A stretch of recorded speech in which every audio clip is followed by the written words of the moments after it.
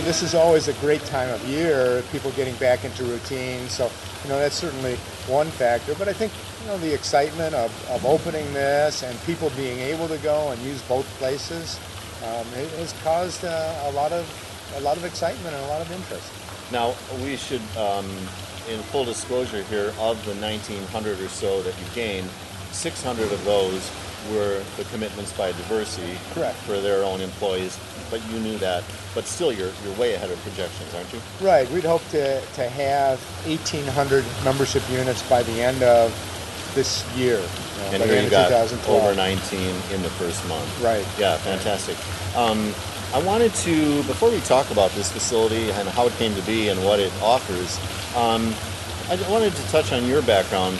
And until about 2 weeks ago, I had always just assumed that you must have a business background to be running an organization like this, or maybe some kind of nonprofit background. And as it turns out, you come to it from the athletic side. Yeah. So tell us about that. Well, I swam at the University of Wisconsin, and then I coached there. I was the assistant swim coach for a couple of years, and then the assistant at Nebraska and the head coach at New Mexico State for both the men's and women's teams. Yeah. And so it's a lot of team building and teamwork, and really that is my approach then to how I operate a business. It's this whole team approach, and we have a great team between the board and the staff. Just a great team making a lot of things happen. By the way, what was your specialty in swimming as a swimmer? I did breaststroke. I was one of those uncoordinated people that could only coordinate one stroke. That's my favorite too. So this, you pointed out to me that this isn't just like a 10-year dream come true. These conversations to have a Suburban Y started about when? Probably 20, 25 years ago. And, I've seen board minutes of the, people starting to move west, and the Y thinking it needs to be west also. Mm-hmm. Always downtown, that's been important, but something farther west. And so there's been land that the Y has owned from time to time that would have been a great location, but they've ended up selling it or doing something else, and it just never quite worked out. They actually tried a campaign about 7-8 years ago. I remember that. Just was not a sputtered, right? Right. It was not a good time, and people were concerned that that the Y wasn't operating well. How could it operate two facilities if it wasn't operating one well? And so it was time to wait. Yeah.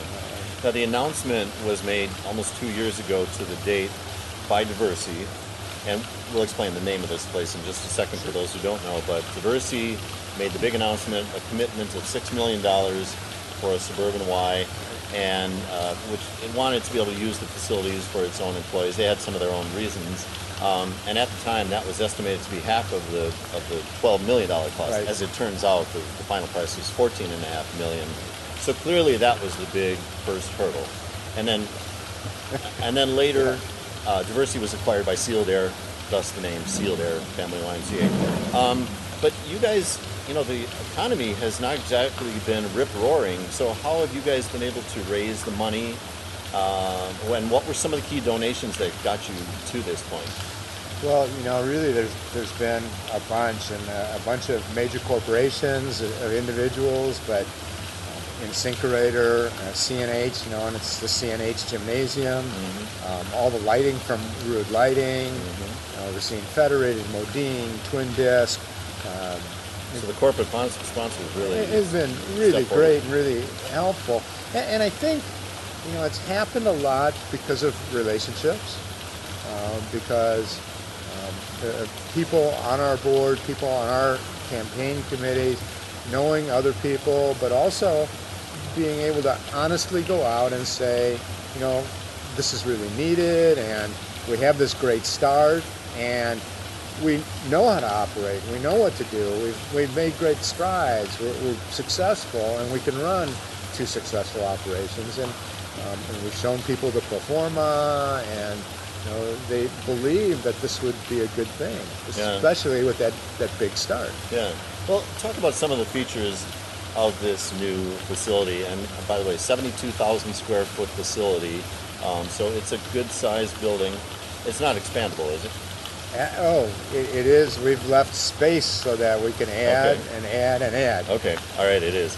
So what are some of the features? Maybe start with the Aquatic Center where we are Well, now. yeah, we're sitting here, and we have this. It feels like we're outdoors, doesn't it? Yeah, it really does. So it's an indoor pool with the feel of an outdoor pool, and Lots of, I don't know if it shows in the shot, but lots of glass windows to the outside. yeah, lots of glass, and we have this sort of wading pool, zero depth entry for just great for seniors to walk in. But gosh, the kids who Little are kids, yeah. getting in there, and parents that we've seen sitting in this shallow water playing with their kids is just an amazing. Yeah. There's a current channel. Think of it as a lazy river that, in the evenings we see kids just going around and around and around. But during the day and during our times that seniors are here, we have seniors who are walking against the current as a resistance activity, Oh, yeah. but walking with the current as a balance activity. Oh, So yeah. it's been Yeah. really great. The water slide, and I've heard some adults Over there. talking about how fast they come down, Oh, and yeah. a bunch of seniors that want a specific time, a couple days a week, for seniors only, can be on the water slide. So it's been great. And then of course the lap pool for those who are serious about 5-lane training. pool. Yeah. Yeah. And of course you have a gymnasium. Of course you have a beautiful exercise area, which is behind me upstairs Right. there. You have what else is? You have a yoga studio. Yeah, it's studio for yoga, Pilates, Tai Chi, sort of quiet kind of classes. We can turn the heat up in there. It's quieter. Up in the Life Management Center that you talked about with all the cardio equipment, all the weight training equipment, the running track. We also, it just came in, I think Friday, the last 6 pieces of equipment that are designed for smaller body frames. Oh yeah. Designed so that we could do more with kids than weight training. It's just kind of a different type of equipment that really has a different therapeutic and rehabilitative kind of purpose. And of course you have fitness studios. You have a cycling studio. Yeah. I saw last time I was here. I saw a guy come out of there absolutely dripping wet with perspiration. Has that been well used? Yeah, it really has. We've got a number of classes during the day, a bunch in the evening, like every hour or something. And yeah, people come out of there soaking. That's become a soaking big wet. time sport. It really has, and early on, we used to put garbage cans next to all the cycles because people would work so hard. You understand. Oh, really? You Okay. get it. Okay. And of course you have fitness studios and classes and all of those things. Yeah. A child watch center for the real young ones. Has that been well used? Yeah, it has. I just looked. There were 26 kids in there today Wow, at one during time the- or another. during the lunch Just hour. while parents are here working out. It's free, free for members to drop their kids off. And we found that a lot of people have dropped their kids off, done their exercise, then come back and gotten their kids and done some activity together. And that's what we hoped would happen. Yeah. A lot of family things. People can do things separately, but there's lots of places to sit. There's lots of places to be with your family, with others, to be here a longer time. And on the subject of kids, not just the real young kids, but you have another room for what age group? Kind of that 6 to 12-year-old who doesn't want to be in babysitting, and you can understand that, but they need a place to be that's lightly supervised, I'll say. A couple computers, a lot of board games that you and I used to play that kids don't play anymore. Well, we're bringing those back. Oh yeah? Are they using it? Yeah, they are, and a lot of craft things that we're doing, a lot of craft projects for that age youth. And then of course there's the whole child care wing. It's really a separate wing to this place, and that is Right. now up and operating. You also have some of the most interesting energy-saving kinds of systems built into this place. And maybe we should start with the lighting that is above us, Sure. donated by Rude, which is owned by Cree. Right. And LED lighting, light-emitting diode. I've done many stories on Rude lighting, but that's one way that this building allows you to operate really efficiently, right? Yeah, I'm interested to see the electric bill and the gas bill after the first month with heating the pools and all that. But yes, the LED lighting throughout the building, probably 95% of the building. New technology that Rude developed just for this pool application, and I love it. You know, it's great and it's working well.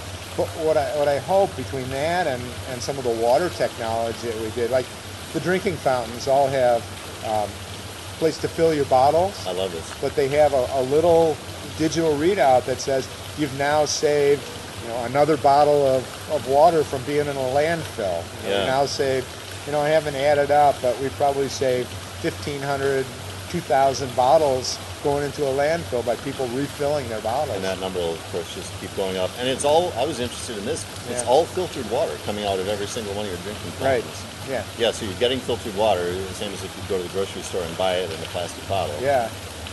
Be careful, because we'll probably have people coming in with old plastic bottles and start filling them. You know, and our water bill will go up. And what about the pool filtration system is really kind of special? Yeah, it's really a dynamic new kind of pool filtration system, really just out in the last couple of years, called the Defender. And instead of using about 50,000 gallons of water a month, it uses less than 5. As you do at the downtown line. We do about 5,000 gallons a month. Yeah, 1/10. That's pretty amazing. Huge. It uses ultraviolet light as part of the treatment process, right? That's not the entire process, right? Yeah, this is an entire enormous room below where we are. How I know you're going for LEED certification, leadership. Which stands for Leadership in Energy and Environmental Design at the silver level. Correct. Not the highest, but the second highest. Are there other things built into this building that will help you get to that? Well, you know, there's some of the things, excuse me, outside, like providing parking spaces specifically for carpooling and providing parking spaces for energy efficient cars, things like that were part of it. Certainly the LED lighting, the efficiencies of the motors that exist within the pool, within all of the motors that are pushing water everywhere. That efficiency and the step up kinds of increases that they can do were all part of those efficiencies. The insulation that we used was part of it, roof insulation. So really a lot of things that went into it. And even the bus routes coming out here fall into that LEED certification. Which of course is great for you guys in your future if you can run an operation efficiently and more cheaply. You also have a lot of, how many acres do you have out here? There's 16 and a half acres out here. There's a lot of land around your building that can be used for other things, and I know you have some ideas. What are some of those ideas for the land? Well, one of the things we've done, we've cleared a space about football field side and seeded it with a higher variety of grass. And the kilties are going to be out here using the field and practicing. And this sort of after 50 years, the kilties started in 1934 or so as a YMCA program. And in the early 60s, sort of went off on their own. And now, while they're still separate, they're going to come back and we'll be much, much closer to the kilties than we have been in 50 years. So kind of a neat thing, a neat prospect. And at the grand opening, they were here and did a great job and made it really a festive occasion. So. You also were talking about some other things, though, other sport type activities. You want to mention those? Yeah, and we can certainly do soccer out there, flag football. We've looked at outdoor beach volleyball courts. We've looked at possibilities of community gardens even out in some of that space. Lacrosse. There's just a lot of great possibilities of things that we can bring to the community that some exist, but some don't exist, or don't exist at the kind of level that people new to it can get involved. So a lot of possibilities on things like that. Looking at different trails, there's a lot of biking trails and running trails out in this area that we want to connect up to and start to produce some maps of where you can go for a 3-mile run, a 5-mile run, a 20-mile bike ride. Nice, yeah. Well, I want to leave a little bit of time. I have no idea what the time is right now, but I want to leave some time to talk about your ideas for the downtown YMCA, because the Y's development doesn't stop with this new building Yeah. and the things that you and I just talked about. So talk about some of the things that you would like to do with the downtown Y in the future. That's a great question, because people have kind of looked at what's happened what happened in Kenosha when they built a new facility and then closed the downtown. That's not our intention at all. We've looked at a lot of other models, Oshkosh and La Crosse and Green Bay, where the downtown Y still exists, and there's numerous branches, and we're looking at the needs of the community, and what was needed out this direction was this family facility. What's needed downtown continues to be the focus on community development programs, on seniors and what seniors are doing, on business people and what they're doing downtown, and the inner city and people who like to walk to the Y. And there's some other needs. Senior daycare, we think, is a real need. I think there's a... Define that. What do you mean by senior daycare? Well, like respite care for seniors with Alzheimer's who are living at home or living with parents or a caregiver, and the caregiver needs a break. What can we do in that facility to provide that? And there's a lot of space that's underutilized downtown. It's a huge facility. And if we can start creating some other options like that, one of the big needs I see in the community is that middle school group. We talked about what we're doing a little bit out here, but gosh, could we expand the whole basement area downtown, which is 40,000 square feet downtown, it has a running track, it has our upholstery shop, our teen center now. Could we expand that to handle teens and middle schoolers as truly an ongoing program where they could have dances, have a recording studio, have a television studio, their computer lab, pool tables, ping pong tables. But that's, I think, a real need for the community, and boy, it could be done down there.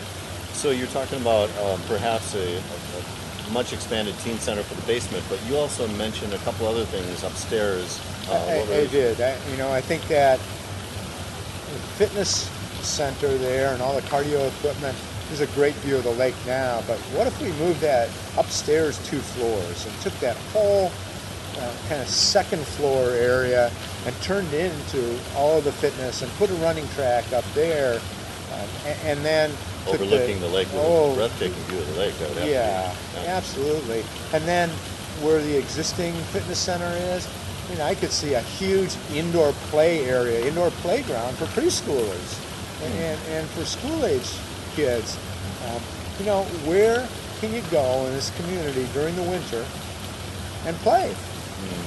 For preschoolers or moms of preschoolers, and I'd even think of a skyway across to the library so people could go back and forth easily. So you go grab a book and come over and play and read while your kids are playing. But there's just a lot of possibilities. But we got to get this place settled and then back on the campaign trail. Not a political campaign, but back on the campaign trail to raise the $7-8 million that it would take to do that. Have those ideas been put on paper yet? They are. I have architectural drawings of that. Really? So you're kind of ready to go almost.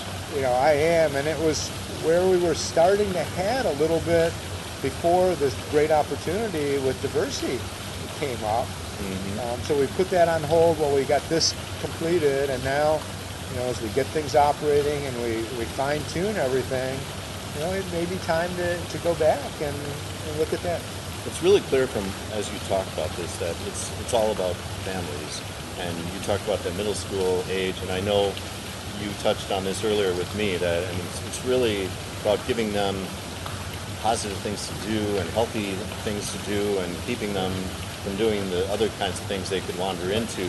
Absolutely. And so the Y could really play that critical, provide that critical function. Yeah, and I think that's, 135 some years we've been here and trying to to play whatever role's been needed in the community at any particular time. And that's where we think the needs are. The board's done a lot of, kind of a lot of searching, a lot of talking to people, a lot of visioning. And the board and staff together just coming up with plans on where we need to go and how we need to get there. And, that's where we think we're headed. Let me put you on the spot with two last related questions. How soon, you talked earlier about some of the outdoor things that could be done with this property. How soon might we see some of those? Do you think any of those will happen next summer, that is summer 2013? And how soon do you think maybe the Y and this community would be ready for the start of that next serious campaign to do some of these things with the downtown YMCA? I'd say we're probably looking at maybe next summer to begin some of those things out here. Okay. The things. I mean, I'd love to do community gardens, starting next April if that was possible. Okay. But some of the other things as we see how we do here, as things settle in and what people are asking for, because we're trying to be as responsive as we can to what people need and what they want and what they're asking for. Because the Y never works if we just go out and do it. So I'd say, maybe next summer we can start doing some of those things. And the pro forma has in this place sort of getting to that break-even point by the end of 2013. And so after that, doing more and more, and that's when we can really start thinking about what happens next downtown. Probably end of 2013, beginning early 2014. So not that far away, and still within that 5-year plan out there. Presumably there would at least be some kind of breather for the corporate sponsors who you're inevitably going to be knocking on their doors again. And maybe the economy will be somewhat healthier by then too. So yes, but but as you say that, we've had a great response out here from corporate sponsors. We've had a lot of corporate sponsors say, we're going to do something with you out there, but we're really waiting for when you do something downtown. There's a number of corporations that, again, while they had some interest here, they have much more interest downtown, and have told us they're that's where it's important for them. Yeah, that bodes well for your future. Well, Jeff Collen, Executive Director of the YMCA, thanks so much for being on Money Talks today, and it's been really just a fun, great place to do a show. You've been watching Money Talks. I'm Journal Times business reporter Michael Burke. Thanks for being with us.